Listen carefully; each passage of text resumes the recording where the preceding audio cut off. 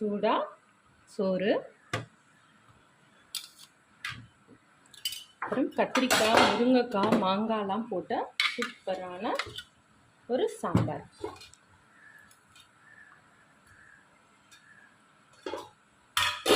வாழைக்காய் வறுவல்,